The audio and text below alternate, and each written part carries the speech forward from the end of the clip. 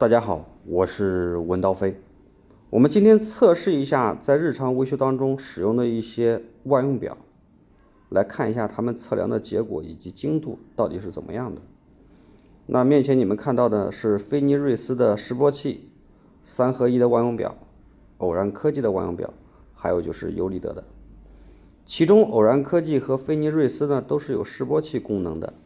那我们先来看一下它们的一个波形以及它的响应速度。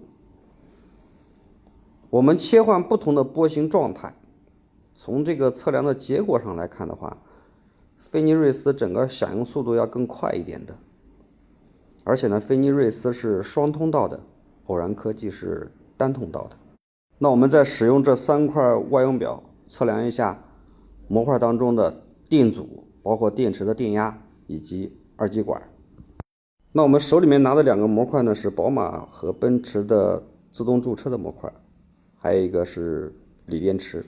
那我们使用这3块万用表来测量一下它们的阻值以及一个电压。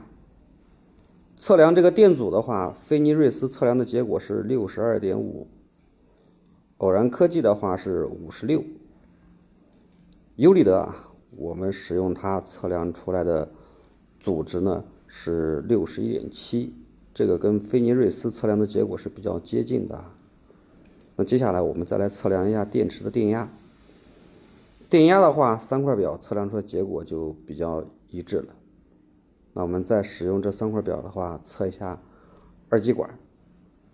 从测量的结果上来看的话，偶然科技呢也是有一点误差的。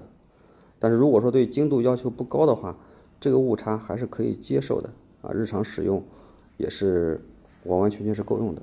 其中呢，菲尼瑞斯呢，它的价格呢300多一点，偶然这块表的话就比较贵了。